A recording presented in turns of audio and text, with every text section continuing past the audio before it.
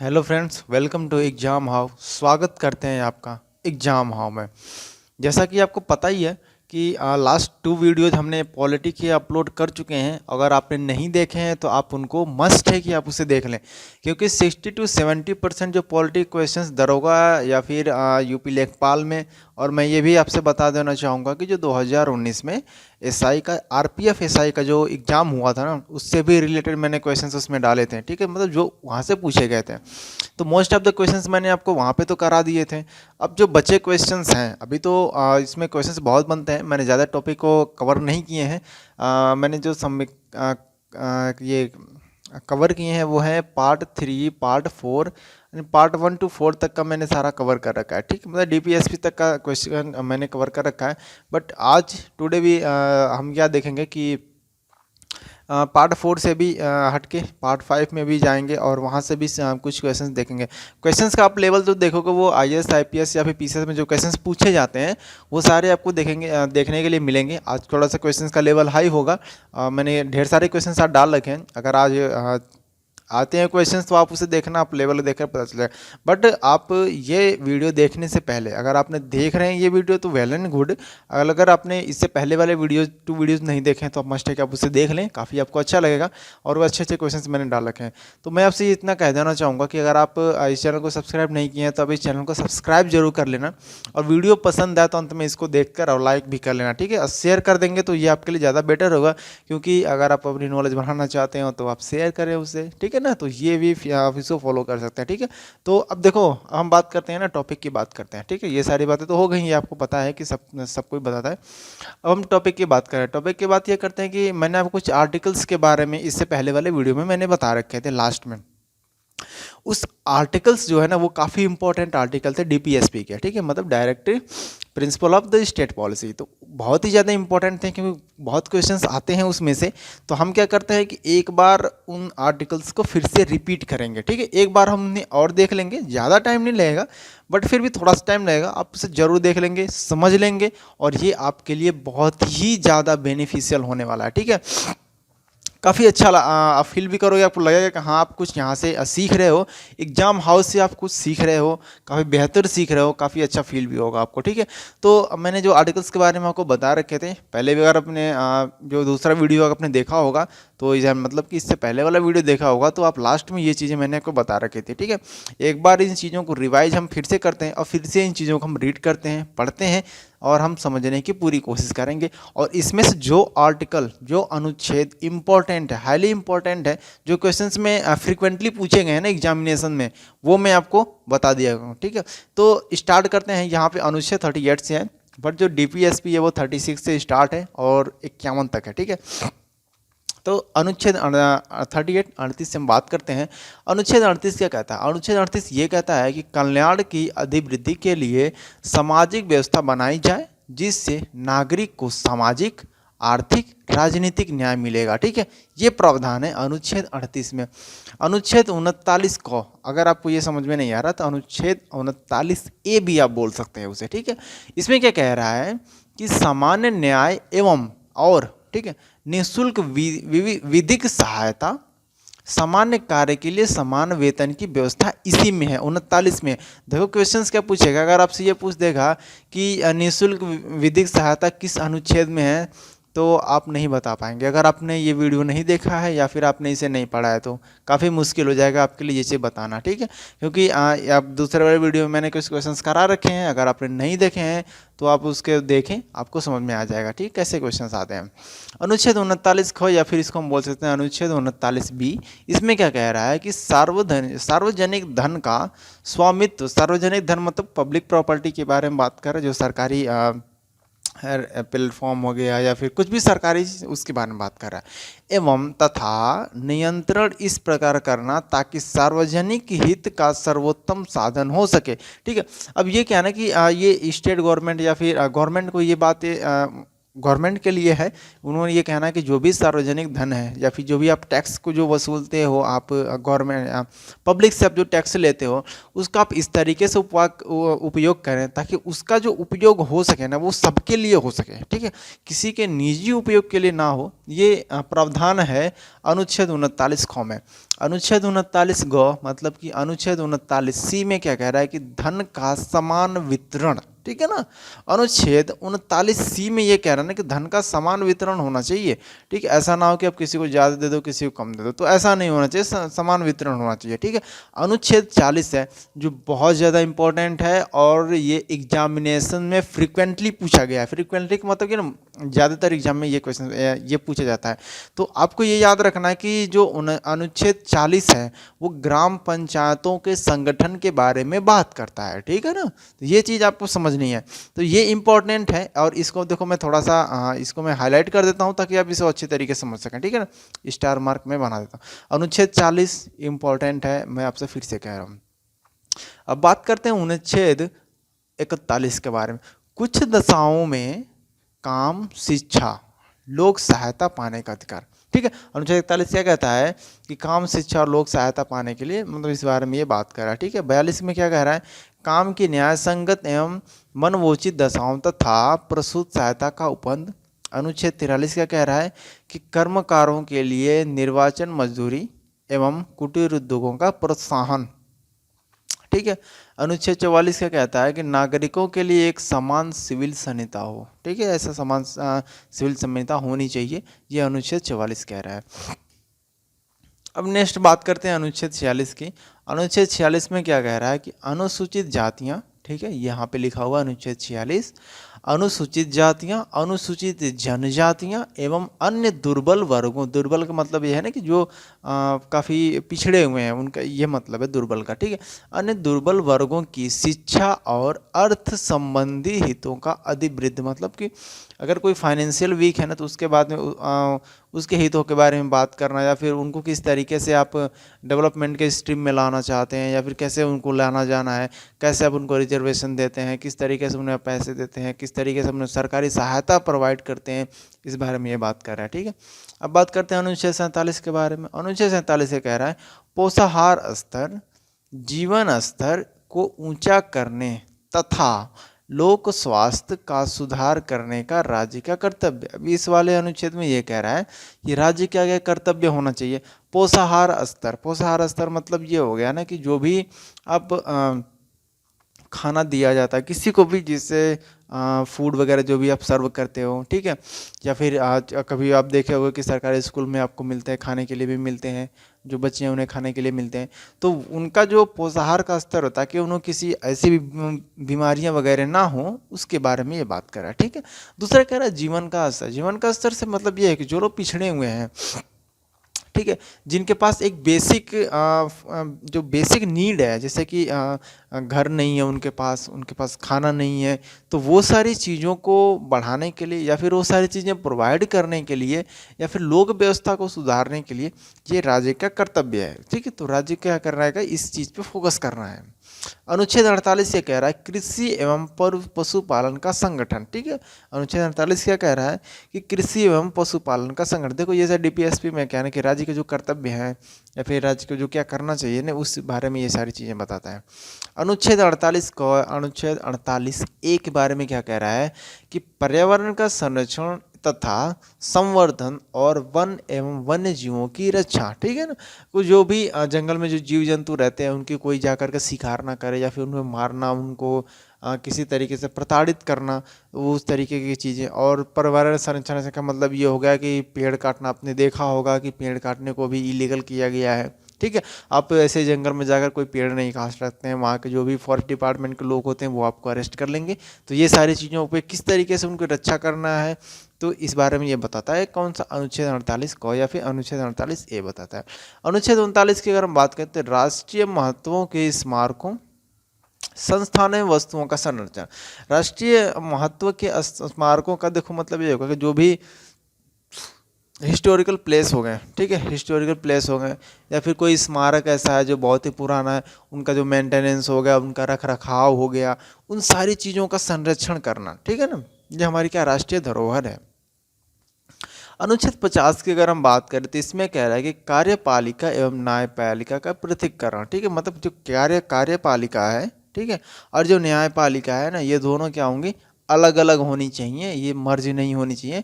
ये अनुच्छेद क्या कह रहा है, 50 कह रहा है, तो ये स्टार मार्क कर ले, थोड़ा इंपॉर्टेंट है। अनुच्छेद 51 क्या कह रहा है कि अंतर्राष्ट्रीय शांति एवं सुरक्षा की अभिवृद्धि। ठीक है, इसके बारे में मुझे नहीं लग रहा कि बताने की ज़रूरत है। अब इसको समझ, अंतर्राष्ट्रीय सुरक्षा शांति का मतलब ये होगा कि अब कुछ भी ऐसा ना करो, कुछ ऐसा गड़बड़ मत करो कि अंतर्राष्ट्रीय लेवल पे किसी तरह कोई युद्ध होने वाला हो, कोई मतलब लफड़े हो, इस तरह की चीज़ें ना हो।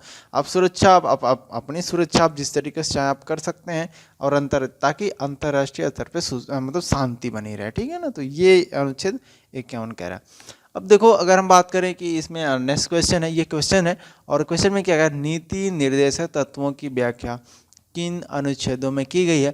तो इसके बारे में देखो, मैंने मुझे लग रहा है कि 4-5 बार मैंने ये सारी चीज़ें बता रखी है। और अगर हम बात करें नीति निर्देशक तत्वों की या फिर डीपीएसपी की अगर हम बात करें, तो ये आर्टिकल 36 to 51 ये लाई करता है, यहाँ इसके बीच में है ये। ठीक है ना, तो ये इसके बारे में पूछ रहा है कि किस में किया गया, फिर कहाँ पे लाई करता है। तो जस्ट इसके बारे में क्या हुआ, 36 से 51 मैंने आपको 1000 बार बता चुका हूँ। ठीक है, तो ये क्वेश्चन का आंसर क्या हो जाएगा, ए ऑप्शन क्या हो जाएगा, सही हो जाएगा। ठीक है, देखो 12 से 35 तो मतलब हो ही नहीं सकता है। ठीक है, देखो 1 बाय 1 करके मैं फिर से एक बार रिपीट करता हूँ। मैं इसलिए बार बार बता रहा हूँ, इसके पीछे एक रीज़न है ताकि आपको चीज़ों को याद हो जाए, आप मेमोराइज कर लो। ठीक है, पार्ट 1 में क्या है, वो यूनियन एंड टेरिटरी है, जो आर्टिकल 1 से लेकर के आर्टिकल 4 तक की बात करता है। पार्ट 2 में सिटीजनशिप के बारे में बात करता है, और ये आर्टिकल 5 to 11 तक के लाई करता है। पार्ट 3 में फंडामेंटल राइट्स के बारे में बात करता है, जो 12 से लेकर के 35 तक है। ठीक है, ये वाला जो आप बी ऑप्शन देख रही है, क्या फंडामेंटल राइट्स है। ठीक है ना, मतलब देखो मैं शॉर्ट फॉर्म में लिख देता, फंडामेंटल राइट्स को मैं FR लिख देता हूँ। ठीक है ना, तो इसको समझ जाना, FR। ठीक है, 5 से 11 तक का कुछ खास, 5 से 11 क्या, ये सिटीजनशिप है। ठीक है, ये क्या है, सिटीजनशिप है, सिटीजनशिप है। ठीक है ना, और इनमें में से कोई नहीं है, कोई महत्व ही नहीं है। ठीक है ना, तो ऑप्शन ए क्या होगा इस क्वेश्चन के सबसे सही होगा। और 12 से 35 फंडामेंटल राइट्स हैं, और 5 से 11 क्या सिटीजनशिप है, और 36 से 51 डीपीएसपी है। इसके बारे में आपको पता चल गया। तो यहाँ पे लेकर के आपको क्या रहेगा, सिर्फ 1 से लेकर के 4 तक। तो 1 से लेकर के 4 तक क्या है, तो अगर हम बात करें आर्टिकल 1 to आर्टिकल 4 तक। ठीक है, तो आर्टिकल 4 तक क्या है, ये आपका पार्ट 1 में आता है। किस में आता है, पार्ट 1 में आता है। और किस में आता है, ये यूनियन एंड टेरिटरी। ठीक है, किस में, union and territory, union and it's territory. ठीक है, तो देखो समझ लेना, तो लिखने की क्या इतना खास जरूरत है नहीं, तो इसमें लिख लो, टेरिटरी में लिख देता हूँ, टेरिटरी। ठीक है ना, तो यूनियन एंड टेरिटरी, तो सारा कुछ क्लियर होगा। 36 से 51 ये किस पार्ट में, ये पार्ट 4 में है। ये किस में है, पार्ट 4 में। 12 से 35 फंडामेंटल राइट किस में है, पार्ट 3 में है। ठीक है, और 5 से 11 सिटीजनशिप किस में, पार्ट 2 में है। और पार्ट 1 में तो मैंने आपको बता ही दिया। ठीक है, तो पार्ट 1 से लेकर के पार्ट 4 तक मैंने आपको सारा बता दिया, और ये लगभग मैं थाउजेंड्स टाइम मैंने आपको बता दिया। तो ये सारी चीज़ें आपको मेमोराइज होनी चाहिए, मे बी कि अब तक तो रट गया होगा। ठीक है, तो नेक्स्ट क्वेश्चन की अगर हम बात करें, ये रहा आपके सामने बेहतरीन सा बढ़िया सा क्वेश्चन। और इसमें ये क्या पूछ रहा है, निम्न में से कौन सा कथन नीति निर्देशक तत्वों के बारे में सही है, इन्हें नैतिक एवं राजनीतिक मान्यता प्राप्त नहीं है। ए ऑप्शन कह रहा है, बी ऑप्शन कह रहा है इसकी प्राकृतिक समाजवादी है, सी ऑप्शन के ये स्वतः लागू हो जाते हैं, और डी ऑप्शन कह रहा है इन्हें कानूनी रूप से न्यायालय द्वारा लागू कराया जा सकता है। तो इन ऑप्शंस में आपको बताना है कौन सा सही ऑप्शन है। ठीक है ना, सही बताना। तो कौन सा सही है, प्राकृतिक समाजवादी हैं। ठीक है, यही ऑप्शन सही है। और मैंने आपको बता रखा है कि इसे कानूनी रूप से लागू नहीं करवाया जा सकता है। ये स्वतः भी लागू नहीं होते, फंडामेंटल राइट से स्वतः लागू हो जाते हैं, और कानूनी रूप से फंडामेंटल राइट्स को लागू करवाया जा सकता है। ठीक है ना, इन्हें नैतिक एवं राजनीतिक मान्यता प्राप्त नहीं है, इन्हें है। ठीक है, तो भाई ये सारी चीज़ें क्लियर कर लेना अपना, और ये ऑप्शन क्या हो जाएगा ना, राइट आंसर हो जाएगा। ठीक है ना, वीडियो पसंद आ रहा है तो आप इसको लाइक जरूर कर लेना, चैनल को सब्सक्राइब तो मस्ट है, आपको तो करना ही है। ठीक है ना, अगर आप देख रहे हैं इस वीडियो को, आपको अच्छा लग रहा है, तो आप इस चैनल को सब्सक्राइब करें और वीडियो को लाइक जरूर करें। ठीक है, आगे बढ़ते हैं। नेक्स्ट क्वेश्चन कह रहा है कि इनमें से कौन सा कथन सही नहीं है। ठीक है, सारे को देखो, सारे स्टेटमेंट पढ़ना है एक बार, उसके बाद से डिसाइड करना है कौन सा सही नहीं है। राज्य के नीति सिद्धांत के अनुसार ये ऑप्शन कह रहा है कि सामान्य कार्य के लिए समान वेतन, और यह आर्थिक क्षमता व विकास के भीतर हो। ठीक है, ऑप्शन नंबर ए कह रहा है। ऑप्शन नंबर बी कह रहा है कि कार्य के अधिकार प्राप्त करने के लिए प्रान्वित व्यवस्था करना। ऑप्शन सी कह रहा है कि बेरोजगार के मामले में शिक्षा एवं सार्वजनिक सहायता। डी ऑप्शन कह रहा है कार्य की समान स्थितियों, जीवन और उद्योगों की सहभागिता करने का नौ प्रयास करना। अब इसमें से देखो ये डी ऑप्शन है ना, ये सही नहीं है, ठीक है ना। इस तरीके का हमने डीपीएसपी में या फिर इस बारे में हमने किसी तरह कोई बात हमने किया नहीं था, तो ये ऑप्शन क्या हो जाएगा, ये गलत हो जाएगा। बारीकी सारे जो ऑप्शन आप देख रहे हो ये राइट हैं, सही हैं, और डी ऑप्शन को छोड़ करके, ठीक है। तो आगे की तरफ बढ़ते हैं और फिर से डीपीएसपी के बारे में ही बात करेंगे, क्योंकि ये थोड़ा सा इंपॉर्टेंट टॉपिक है भी, ठीक है। जो भी मैंने आपको पार्ट 1 to पार्ट 4 बता रखी, ये बहुत इंपॉर्टेंट है।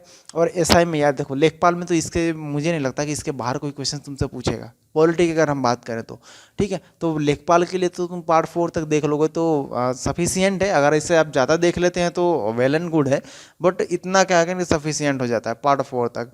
अगर बात करें एसआई की बात करें या फिर आरपीएफ एसआई की बात करें तो थोड़ा सा इसका आपको इससे आगे बढ़ना पड़ता है, जो मैं आपको बताऊंगा इसके आगे भी बताऊंगा, बट पार्ट 4 तक यार बहुत ही ज़्यादा इंपॉर्टेंट होता है, ठीक है। और लास्ट ईयर में 2019 में जो भी आरआरबी के आप देखोगे कि रेलवे के जो एग्जामिनेशन हुए थे पार्ट 1 to पार्ट 4 बहुत ज़्यादा क्वेश्चंस आए हुए थे, ठीक है ना। ये क्वेश्चन क्या कह रहा है, नीति निर्देशक तत्वों को कितने भागों में बांटा गया, कितने भागों में बांटा गया है, आपको ये बताना है। कितने भागों में बांटा गया, देखो ये 3 भागों में ही बांटा गया है नीति निर्देशक तत्वों को, ठीक है ना। ये राइट कर लेना, इसको 3 भागों में बांटा गया है, तो ये सही आंसर होगा। आगे की तरफ बढ़ते हैं। आगे क्या कह रहा है, सामान्य कार्य के लिए समान वेतन किस प्रकार का अधिकार है, क्या ये ठीक है। अब देखो ये अगर नहीं बता पाए तो मेरे लिए इतनी मेहनत करना, आपके लिए इतना पीपीटी तैयार करना, आपके सामने ये सारा कुछ प्रेजेंट करना सब बेकार है। और जो मैंने 2 वीडियो आपको पहले भी अब दिखा चुका हूँ या फिर अपलोड में कर चुका हूँ, वो सब वेस्ट जाएगा अगर आप इस क्वेश्चन का आंसर नहीं दे पाते हो, ठीक है। अब मतलब मस्ट है, इसका देना जरूर है। ऑप्शन नंबर ये कह रहा है क्या ये एक मौलिक अधिकार है, ऑप्शन बी कह रहा है आर्थिक अधिकार है, सी कह रहा है मौलिक कर्तव्य है, और डी कह रहा है राज्य के नीति निर्देशक सिद्धांतों का अंग है, ठीक है ना। तो इसमें कौन सा ऑप्शन सही होगा ना, यही आपको बताना है। इसमें से देखो जो डी ऑप्शन है ना ये सही हो जाएगा, क्योंकि ये मैंने इसके बारे में आपको बता रखा है। 36 से 51 के बारे में सारे आर्टिकल्स मैंने आपको बता दिए हैं। इसके बावजूद अगर आप नहीं कर पाते हो तो कमी आप में है, मेरे में नहीं है, ठीक है। तो ये आप इसको थोड़ा सा फोकस करना, सामान्य कार्य के लिए समान वेतन, जाहिर सी बात है यार ये डीपीएसपी में आता है, ठीक है। डी ऑप्शन सही हो जाएगा। नेक्स्ट क्वेश्चन की तरफ बढ़ते हैं।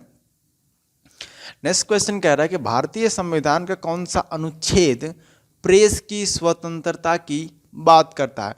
अब देखो जो फ्रीडम ऑफ स्पीच या फिर जो मैंने आपको बताया था, ये सारे की चीज़ों के बारे में आपको मालूम ही होगा कि अगर आपने इससे पहले वाला वीडियो या फिर इसके जो फर्स्ट वाला वीडियो अगर आप देखे होंगे तो आपको पता चल गया होगा कि कौन सा ये आर्टिकल के अंदर आता है, ठीक है।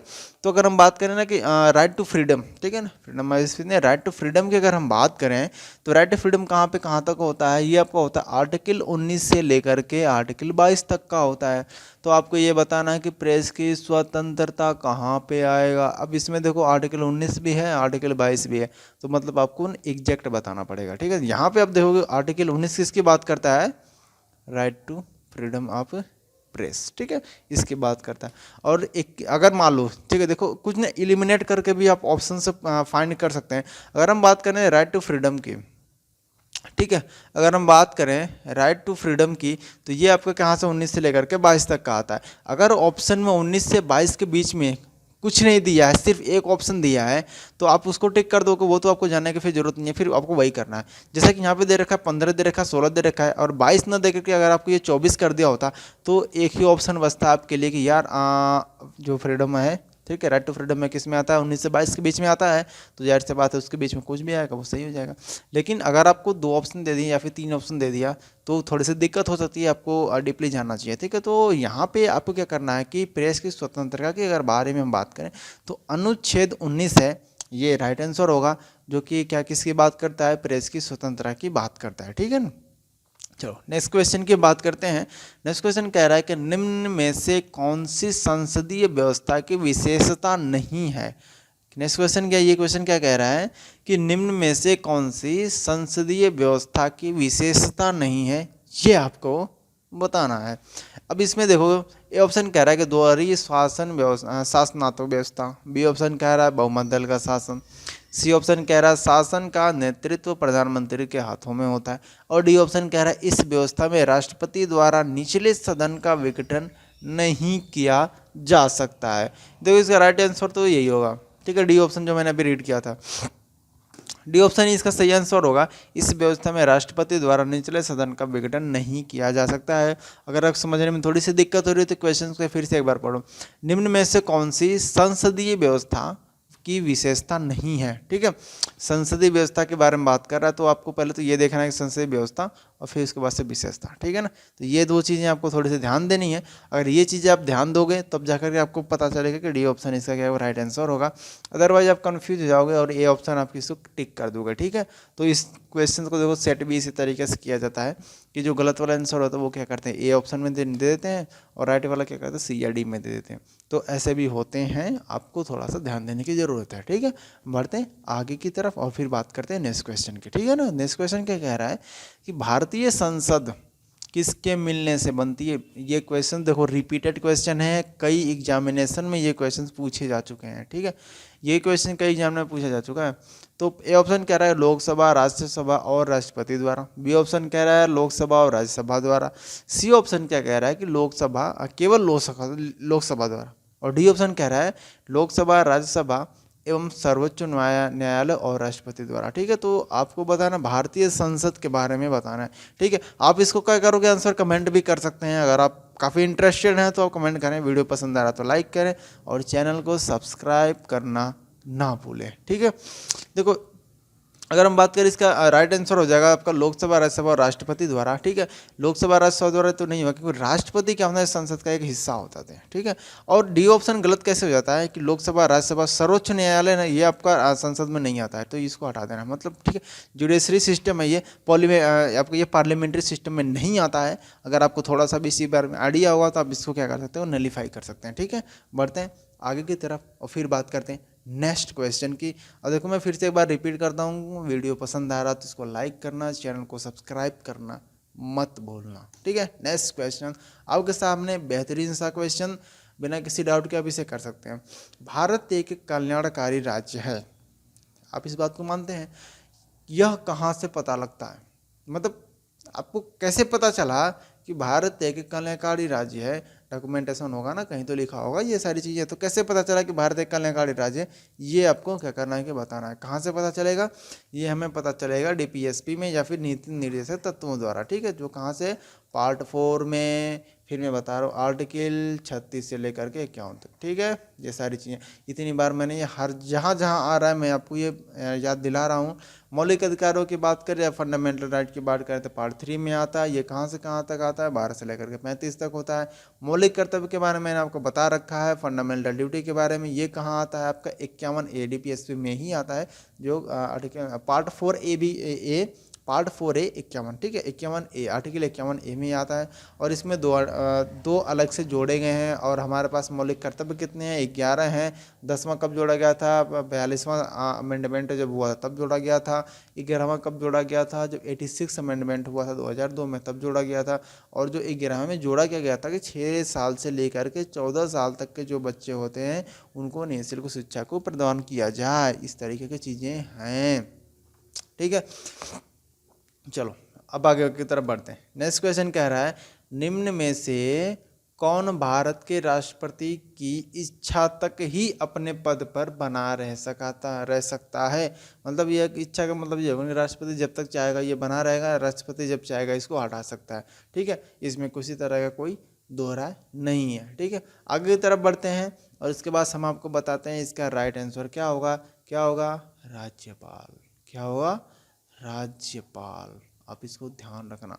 और राज्यपाल को ओथ भी कौन दिलाता है, ये अगर आप इंटरेस्टेड हो, अगर आपको लगता है कि हाँ आप काफ़ी अच्छे से पढ़ना चाहते हो तो आप ये बता दो मुझे कि राज्यपाल को ओथ कौन दिलाता है। काफ़ी अच्छा क्वेश्चन, ये क्वेश्चन पूछा जाता है कि राज्यपाल को ओथ कौन दिलाता है। या फिर सबसे ज़्यादा अगर मैं बता दूँ फेमस क्वेश्चन कौन सा है, देखो अगर बात आई है थोड़ी सी तो मैं बताता हूँ कि राष्ट्रपति को ओथ कौन दिलाता है और सर्वोच्च न्यायालय। या फिर अगर मैं बात करूं कि जो सुप्रीम कोर्ट के न्यायाधीश होते हैं उनको ओथ कौन दिलाता है। देखो ये सारे के सारे तुम कमेंट करना, जरूर कमेंट करना अगर तुम देख रहे हो तो, ठीक है। अब बढ़ते हैं नेक्स्ट क्वेश्चन की तरफ। और नेक्स्ट क्वेश्चन क्या कह रहा है, नियंत्रक एवं महालेखा परीक्षक का कार्यकाल कितना होता है, कितने साल का होता है ये बताना है, ठीक है, क्योंकि साल तक ही लिखा हुआ है, ठीक है। आपको बताना है कि नियंत्रक एवं महालेखा परीक्षक का कार्यकाल कितना होता है, कितना होता है, 6 साल का होता है, ठीक है। कितने साल का होता है, 6 साल का ये कार्यकाल इनका होता है, सिंपल सा है, 6 साल का होता है। नेक्स्ट क्वेश्चन क्या कह रहा है, निम्न में से कौन संसद के दोनों सदनों में बोलने, अन्य कार्यवाहियों में भाग लेने का अधिकार रखता है, परंतु वोट डालने का अधिकार उसके पास नहीं होता है, ये बताना। क्वेश्चन क्या कह रहा है कि देखो, संसद का जो दोनों सदन है ना, उसमें वो बोल सकता है, जो भी कार्यवाहियाँ उसमें वो भाग ले सकता है, उसका अधिकार है। लेकिन एक चीज़ का उसके पास अधिकार नहीं है कि वो वोटिंग नहीं कर सकता है। तो ये कौन, भारत का अटॉर्नी जनरल। मुझे लग रहा है ना कि देखो 90% तो ऐसे लोग होंगे जो इस चीज़ के बारे में पहली बार सुने होंगे कि अटॉर्नी जनरल वोट नहीं डाल सकता है, उसके पास ये अधिकार नहीं होते हैं, ठीक है। ये थोड़ा सा इंपॉर्टेंट क्वेश्चन इसीलिए हो जाता है क्योंकि ये मतलब मोस्ट ऑफ पीपल्स को देखो ये पता ही नहीं होता। यही ऐसे क्वेश्चंस होते हैं जो आपको डिफरेंट करते हैं, आपको टॉपर की लिस्ट में डाल देते हैं, क्योंकि आपको वो चीज़ पता होती है जो 90% लोगों को नहीं पता होती है, ठीक है। बढ़ते हैं आगे की तरफ। और नेक्स्ट क्वेश्चन देखो, बढ़िया क्वेश्चन है, बेहतरीन है, और अगर वीडियो पसंद आ रहा तो लाइक जरूर करना और चैनल को सब्सक्राइब जरूर कर लेना। इसमें ये क्वेश्चन क्या कह रहा है कि निम्न में से कौन सा कथन राज्य विधानमंडल के बारे में सही नहीं है। ऑप्शन ए कह रहा है कि संविधान के 6वें भाग में राज्य विधानमंडल के गठन की बात की गई है। ऑप्शन बी कह रहा है अनुच्छेद 168 से 212 तक राज्य विधानमंडल के गठन के कार्यकाल की बात कही गई है। ऑप्शन सी कह रहा है वर्तमान में केवल 7 राज्यों में विधान परिषद है।